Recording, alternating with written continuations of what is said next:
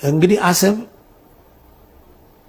የሱልጣን ኢብራሂም የተባለው የአፋር ባላባት ሩቢታኖ ለሚባል ኩባንያ ሸጠው በዛን ጊዜ መብት ነበረው የመሸጥ ምንም መብት አልነበረው የመሸጥ መብት አልነበረው ምን ነበር ያስተዳድር ነበር እዛ አሰብን ያስተዳድር ነበር አዎ እንግዲህ ባላባት ነው የዛ ባላባት ነው በዛን ጊዜ እኮ ወደብ የለም እኮ እንዴው ዝም ብሎ መርከብ ማቆሚያ ነው እሺ እና ያንን ሲሸጠው አጼ ምኒልክ አውቁ ግን አጼ ምኒልክ ቀደም ሲል የኢትዮጵያ ግዛት ቀይ ወሰን ቀይ ባህር ነው ብለው ለዓለም ሁሉ አስተዋውቀው ነበር እና አጼ ምኒልክ ሳያውቁ ይሄ አሰብ ለጣሊያን ኩባንያ ተሸጠ በህገወጥ መንገድ የተሸጠው ማለት ነው በህገወጥ መንገድ ነው ሱልጣን ኢብራሂም ያንን ለመሸጥ መብት አልነበረውም ምንም መብት አልነበረውም እና ከዚያ በኋላ እንግዲህ ያው ከተሸጠ በኋላ ወደብ የሆነ በተለይ ስዊዝ ካናል ከተሰራ በኋላ እያደገ ሄደ አሰብ ወደብነት ቀየረ ከ15 አመት በኋላ ጣሊያኖች ኤርትራን ሲያቋቁሙ አሰብንም እዚያው ላይ ደመሩት እና የኤርትራ ግዛት ሆነ እንግዲህ ያ ኤርትራ ጣሊያኖች ሲገዙት ህገወጥ በሆነ መንገድ ነው ምክንያቱም አጼ ምኒልክ አያውቁም እና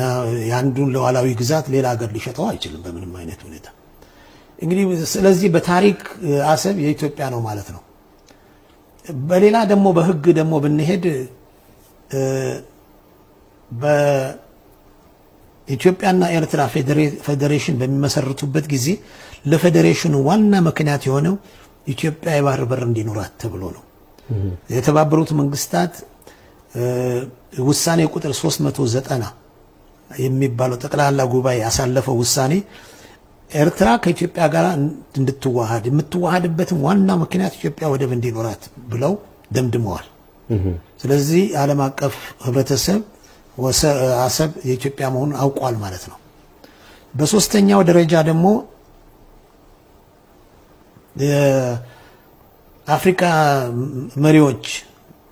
ሌጎስ ናይጄሪያ ስብሰባ አድርገው አንድ ያሳለፉት ውሳኔ አለ ይሄም ውሳኔ ምንድነው የሚለው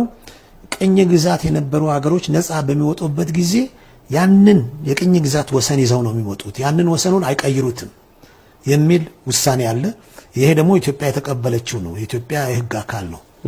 እና በዛን ጊዜ እንግዲህ ኤርትራኖች ኤርትራ